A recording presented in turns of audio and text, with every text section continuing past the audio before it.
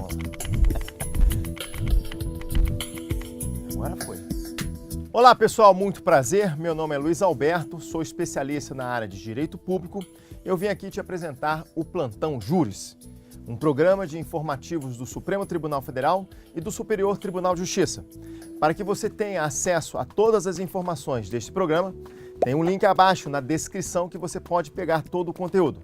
E para você que quer acompanhar todos os informativos e todas as atualizações, tem um link com a promoção especial do Descomplica Concursos. Vamos então começar pelo informativo 642 do Superior Tribunal de Justiça, que foi editado no dia 15 de março de 2019. Tema: presos provisórios, substituição da prisão preventiva por domiciliar, não cabimento, inaplicabilidade da súmula vinculante 56, Supremo Tribunal Federal, enunciado que versa sobre preso definitivo ou aquele em cumprimento provisório da condenação.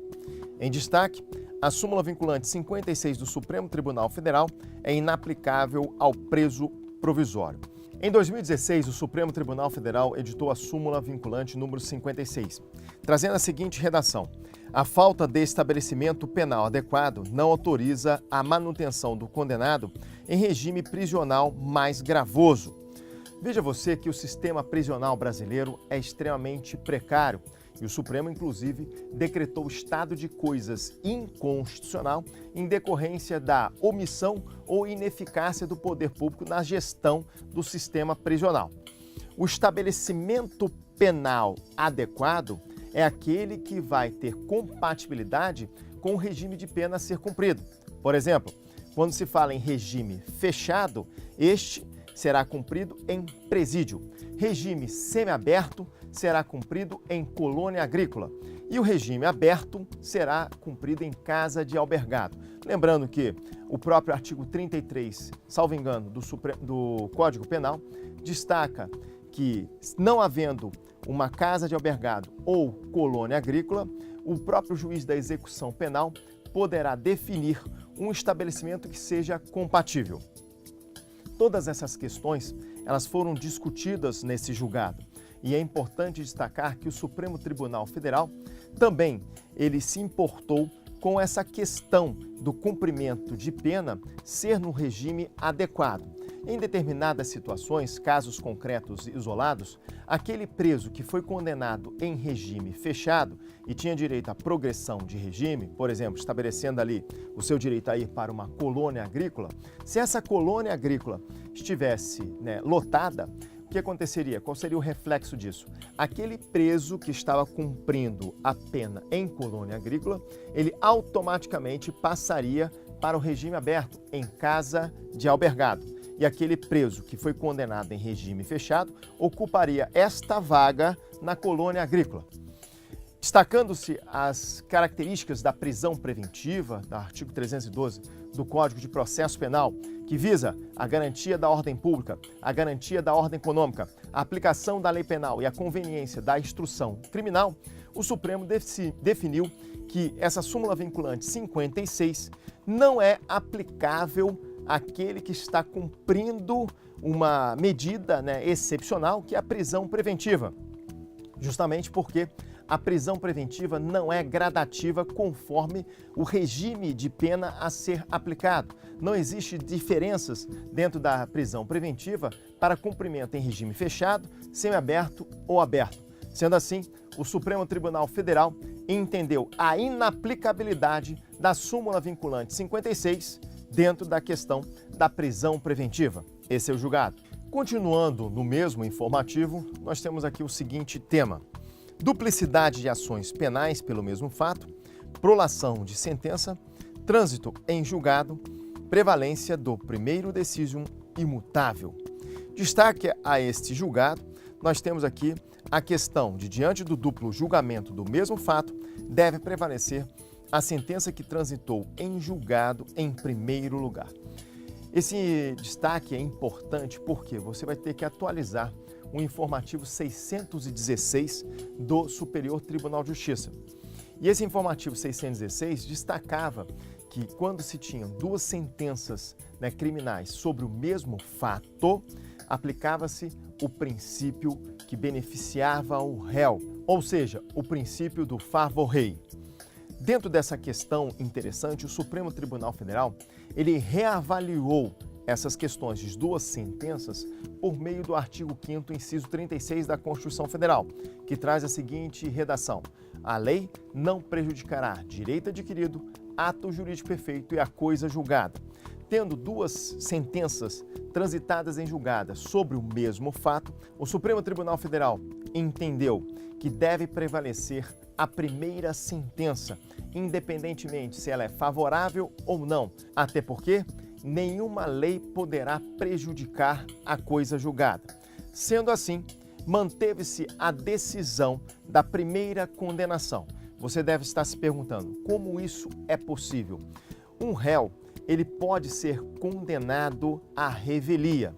E às vezes, em determinados casos excepcionais, um réu pode responder 2 processos, sendo que um deles ele está à revelia. Vamos imaginar a situação em que, neste processo em que ele está à revelia, ele foi absolvido. E naquele processo que ele foi atuante, ele foi condenado. A Defensoria Pública, ela sempre vai trazer a defesa dentro da questão da absolvição do réu. Só que o Supremo Tribunal Federal destacou que, independentemente das questões de humanidade da pena ou o princípio do favor rei, será aplicada a primeira sentença, até para que mantenha um equilíbrio nas decisões do Poder Judiciário. Agora vamos falar sobre o informativo 933 do Supremo Tribunal Federal. Dentro desse mesmo informativo, temos um julgado importante que traz o seguinte tema: vítimas de estupro, meninas e exigência de perito legista mulher. O Rio de Janeiro editou a Lei 8.008 de 2018, que traz ali uma certa pontualidade em relação às vítimas de violência, que são especificamente do sexo feminino. Violência, inclusive, sexual. Estas vítimas deverão ser analisadas por perito do sexo feminino. O Supremo Tribunal Federal, adotando a técnica do direito alemão chamada de sentenças manipulativas ou sentenças intermediárias, que são aquelas que vão permear entre a constitucionalidade e a inconstitucionalidade, ele interpretou, conforme a Constituição Federal, esta Lei 8.008, da seguinte forma: como há uma certa estrutura polifacética da legislação, o Supremo busca aquela interpretação que seja mais constitucional, seja mais próxima da nossa Carta Magna.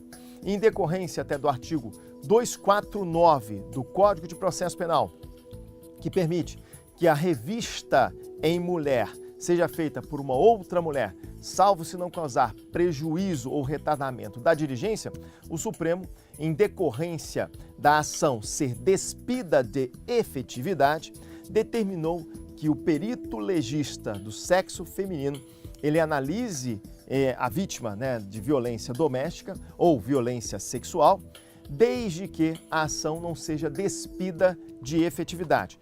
Tudo isso amparado pelo artigo 39, que traz ali a Convenção sobre Direitos das Crianças e também de outros diplomas legais, e garantindo também a efetividade do artigo 227 da Constituição Federal. Então esse julgado ele é importante porque traz a técnica da interpretação conforme a Constituição, decorrente aí das sentenças manipulativas ou sentenças intermediárias. Esse é o julgado. Agora vamos ao informativo 934 do Supremo Tribunal Federal, que traz o seguinte tema: seguro de veículos e competência privativa da União. Dentro do tema competência privativa da União, artigo 22 da nossa Constituição Federal, é competência da União legislar sobre direito civil e também legislar sobre trânsito e transporte. A questão toda que envolve aqui a discussão no julgado é em decorrência de uma lei do Estado de Santa Catarina, que é a Lei 15.171 de 2010, que disciplina obrigações contratuais relativas a seguros de veículos e regras de registro, desmonte e comercialização de veículos sinistrados.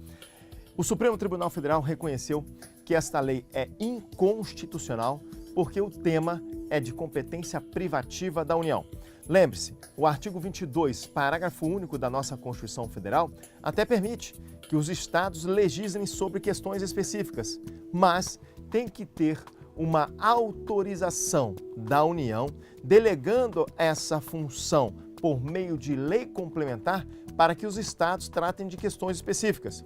E nesse caso, não se vislumbrou essa temática em si de ser uma norma especial. Sendo assim, o Supremo Tribunal Federal reconheceu a inconstitucionalidade.